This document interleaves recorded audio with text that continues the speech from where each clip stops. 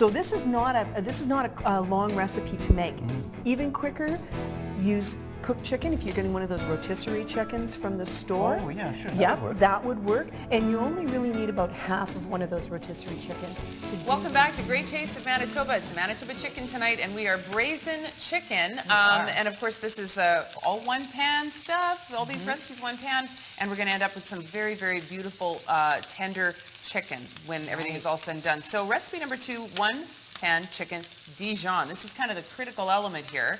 But let's start with, well, we've already kind of, again, started searing our chicken drumsticks. And this recipe is particularly good with drumsticks? It is delicious with drumsticks. You can also use skin on bone-in chicken thighs if you prefer. My family loves drumsticks. They're a very economical cut, and it works beautifully for this one-pan chicken Dijon. And so is there a benefit, because I know with our last recipe there was also bone-in, and so is there a benefit to having those particular cuts with the bone still in for the braising?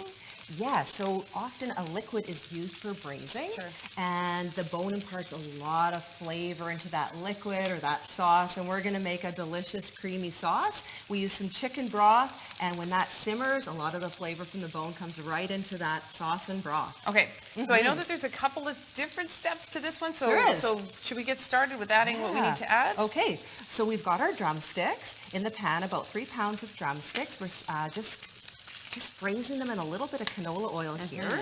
And then the very first step is about a teaspoon of salt and pepper. So half a teaspoon of salt, half a teaspoon of pepper. Just sprinkle it over the drumsticks for me. You know what? I'm going to just use that works perfectly. It's just even distribution, just like the heat in the cast iron frying pan. And we add the broth and the sauce, so it all just gets mixed in there, so that's great. Okay, now onions next? Yeah, so you brown these for about 5 minutes, and then the next step is we add 1 small chopped onion. Okay.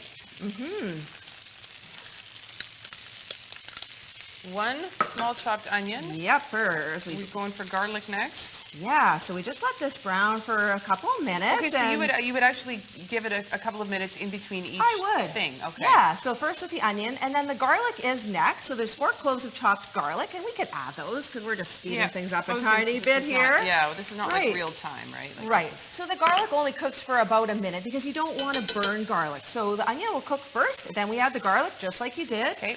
And then we have 1.5 cups of chicken stock or broth. Sort of as you mentioned earlier, critical element of braising. Can't really do it without the liquid. Cannot do it without the liquid. And then we add a teaspoon of coriander. It adds a beautiful flavor. And we have half a teaspoon of basil. Basil.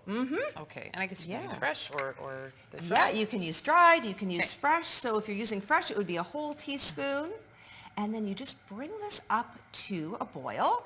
And this is where you put the lid on, and this lets the chicken cook. So we would cook this for about 20 minutes on the stovetop with the lid on.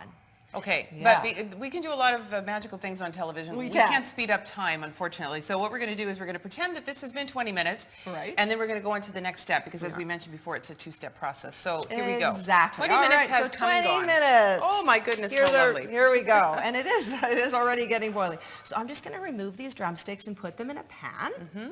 And our next step is going to be making this delicious Dijon sauce.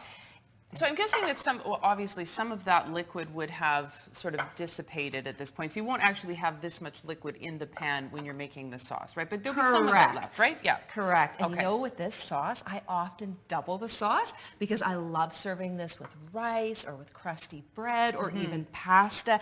And my whole family loves the sauce so much that I usually double it up. In the recipe, we use half a cup of sour cream, and I'm going to get you to whisk that for me, Des. I'd be delighted. And I love it already. It's got sour, and Dijon mustard too. And full fat sour cream, so it gives a nice creamy flavor. And a couple tablespoons of our Dijon mustard. Oh, it already smells good, doesn't it? For me. And then there's 2 teaspoons of fresh tarragon. Or you could use 1 teaspoon of dry. Okay. And one thing I thought was very exciting about this recipe is the capers. I love capers. Yeah, they're like little tiny olives. They are just bursting with flavor. They add a little bit of salty savoriness to the sauce. And yeah, they're a very unique ingredient that you can get at all grocery stores now. Eat them out of the jar. Love the capers. Delicious. Okay. So when this does come up to a boil, you simmer it for about 5 minutes. And of course, there would be less stock, like you said, after we cook the chicken for 20 minutes. Yeah. And then you just place the chicken back in the pan, and you just coat it with this sauce. And like I said, this is delicious with rice or with pasta or crusty bread. And it'll definitely become one of your favorites. Bring on the crusty bread. Okay, so that's kind of, and sorry, one more time. Now, once it's back in the pan with the sauce, that cooks for how long? Or probably just about 5 minutes. You just coat to kind the of chicken. get it coated. Right, Okay. because really the cooking has happened already. with the broth and with the lid on the pan. 20, and that's all it was, but 20 minutes. Yeah, because you browned the chicken first for maybe about 5 or 10 minutes, 5 per side. Then you add that stock, you put the lid on, you let it simmer, and you're right, there's a lot less broth, so this sauce thickens up very nicely once you add the sour cream and the Dijon. And it's going. I know you'll love this recipe. Okay, and yes, and so if we move over, and here it is, sort of the finished product, and it looks, well, it looks amazing. I can see what you're saying about the sauce. I haven't tasted it yet, but I can smell it, and it's just quite awesome. So there you go, one pan chicken Dijon, one pan. When we come back, Tuscan chicken with vegetables. You're on Great Tastes of Manitoba. Don't go away.